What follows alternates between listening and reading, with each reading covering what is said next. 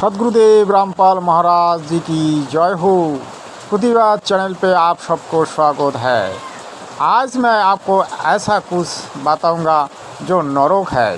वो नरक कहाँ है, कैसा है, नरक में क्या होता है, इसके बारे में हम आपको जानकारी देंगे। एक दिन क्या हुआ, गरुड़ जी विचरण करने लगा और गरुड़ जी की मन में ये प्रश्न जाग उठा कि भाई जीवात्मा को नरक में जाके क्या क्या भोगना पड़ता है। तब गरुड़ जी चिंता करते करते भगवान श्री कृष्ण जी के पास पहुंच गया और भगवान श्री कृष्ण जी से पूछा, हे भगवान, आप ही बताइए जीवात्मा को कैसी नरक भोगना पड़ता है और नरक में क्या क्या होता है। तब श्री कृष्ण भगवान जी विस्तार से गरुड़ जी को बताने लग गया और गरुड़ जी का जो प्रश्न मन में जाग उठा, सभी प्रश्नों का उत्तर श्री कृष्ण भगवान ने गरुड़ जी को दिया। तो वही वीडियो आज हम आपको दिखाएंगे, नरक में क्या क्या होता है और नरक कैसा है। सभी प्रश्नों का उत्तर आज आपको मिल जाएगा। जीवात्मा को नरक क्यों भोगना पड़ता है, आप सोचिए कि जीवात्मा बहुत सारे पाप करता है। पाप को भोगने के लिए जीवात्मा को नरक भोगना पड़ता है। इस नरक से मुक्ति पाने का जो उपाय है वो भगवान श्री कृष्ण बताएगा और नरक में क्या क्या होता है भगवान श्री कृष्ण विस्तार से बताएंगे। आप भगवान श्री कृष्ण जी की बात ध्यान से सुनिए और चैनल को जरूर सब्सक्राइब कीजिए, क्योंकि इसी चैनल में ऐसा वीडियो आपको मिलता रहेगा।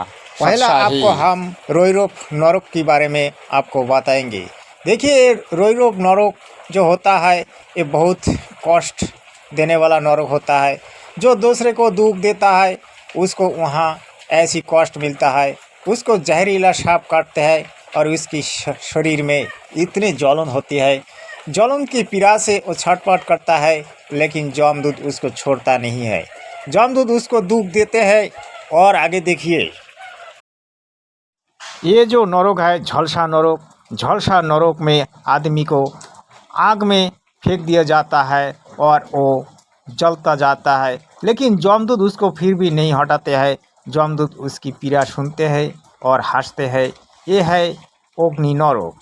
इस अग्नि नरक को भोगने के बाद और भी नरक है, जो नरक बहुत कष्टदायक है। देखिए, और भगवान श्री कृष्ण क्या बताते हैं। अभी तामिश्र नरक के बारे में भगवान श्री कृष्ण बताएंगे।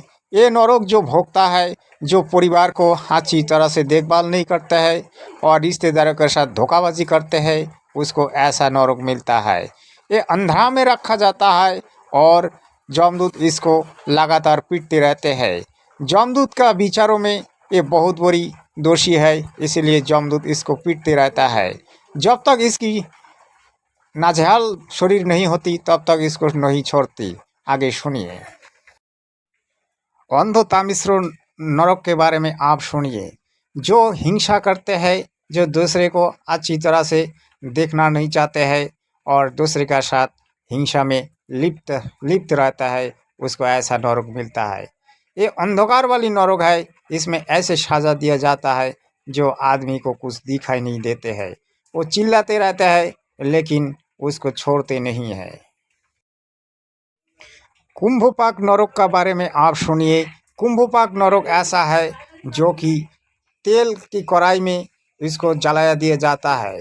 जो दूसरे को हत्या करते हैं, मेरे कहने का मतलब जीव हत्या करते हैं, उसको ऐसा नरक मिलता है। जो तेल की कढ़ाई, जो तेल जली हुई तेल में इसको डाल दिया जाता है, जब तक उसकी पाप क्षीण नहीं होती तब तक उसको नहीं छोड़ दिया जाता है। कालसूत्र नरक का बारे में आप सुनिए। कालसूत्र नरक ऐसा है जो कि बूढ़े आदमी को दुख देते हैं, माँ बाप को देखभाल नहीं करते हैं, उसको ऐसा नरक मिलता है। इस नरक में ऐसी सजा दी जाती है जो कि भयानक होती है। आप देखिए, भगवान श्री कृष्ण और भी एक नरक का बारे में बताएंगे, आप सुनते रहिए। शौकीन नरक की वर्णना सुनिए। शौकीन नरक वो है जो भोग विलास में रहते हैं, उसको ऐसा नरक मिलते हैं। जो गंदी खाना होती है, सड़ी हुई खाना उसको मिलता है, ऐसी नरक में ऐसी यातना दी जाती है। और भगवान श्री कृष्ण और भी नरक का बारे में बताएंगे, आप सुनते रहिए। तप्तशील नरक का बारे में आप सुनिए। तप्तशील नरक वो होता है जो लोहे गरम करके उसके शरीर को लगाया दिया जाता है। इस नरक में इतनी यंत्रणाएं दी जाती है जो कि जीवात्मा को भोगना मुश्किल हो जाती है। जो पाप करते हैं, पाप के लिए तो उसको भोगना ही पड़ेगा। बैतरणी नरक का बारे में सुनिए। जो बहुत पाप करते हैं उसको ऐसे नरक मिलते हैं जो कि नदी में फेंक दिया जाता है और उसको मगरमच्छी खा जाते हैं। लेकिन मगरमच्छी तो खाता है, फिर वो निकल जाता है, वह बहुत सारे कष्ट मिलते हैं। ऐसे मगरमच्छी उसको यंत्रणा देती है जो उसके लिए बहुत दुखदायक होती है। महारौरव नरक ऐसी आदमी को मिलते हैं जो दूसरे को संपत्ति हर लेते हैं, उसको ऐसा नरक मिलते हैं। जो कीड़े मकोड़े उसको खा जाते हैं, मगरमच्छी खा जाते हैं। और भी नरक है जो श्री कृष्ण भगवान जी आपको विस्तार से बताएंगे। और एक नरक है भयंकर नरक जो निर्दोष लोगों को ज्वाला यंत्रणा देते हैं, उसको ऐसा नरक मिलते हैं। और ऐसी नरक है जो कि दौड़ते रहता है लेकिन उसकी यंत्रणा फिर भी खत्म नहीं होती। अतिशीत नामक एक नरक है जो कि बहुत ठंडा होती है। उस नरक में बहुत ठंडा भोगना पड़ता है। ठंडा भोगते भोगते थर थर काँप उठते हैं, लेकिन फिर भी ठंडा कम नहीं होती।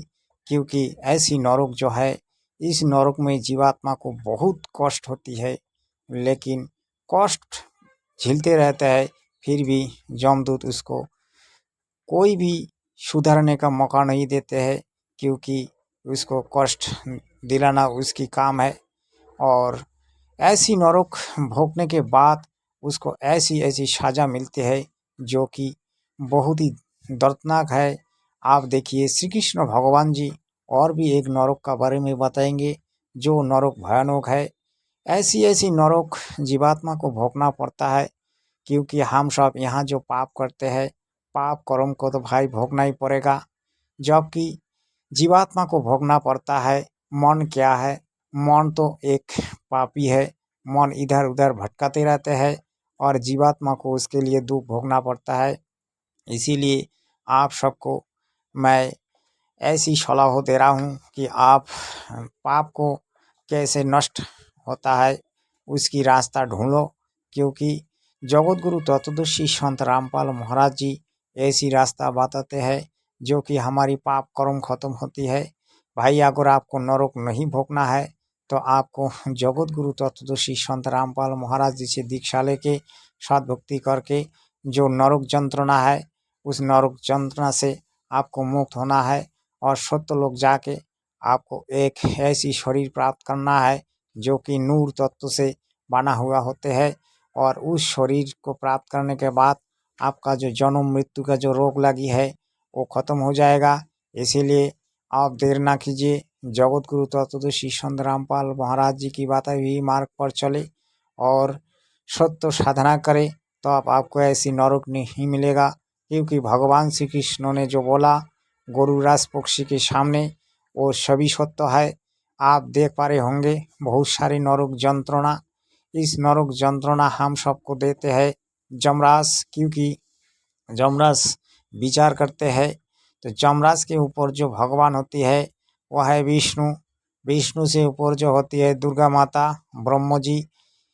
लेकिन जो काल ब्रह्म है, काल ब्रह्म तो 1 लाख मानव शरीरधारी प्राणी को रोज खाता है और 1.25 लाख उत्पन्न कर देते हैं। उसके बाद जमराज को दे देते हैं। जमराज फिर विचार करके देखते हैं, फिर जमराज फिर उसको नरक यंत्रणा देती है। भाई ये सब क्या है? ये काल का जाल है। काल का जाल से मुक्त होना है तो जगत गुरु तत्वदर्शी संत रामपाल महाराज जी से दीक्षा लो और सद्भक्ति करके इस नरक यंत्रणा से मुक्त हो। सत साहेब।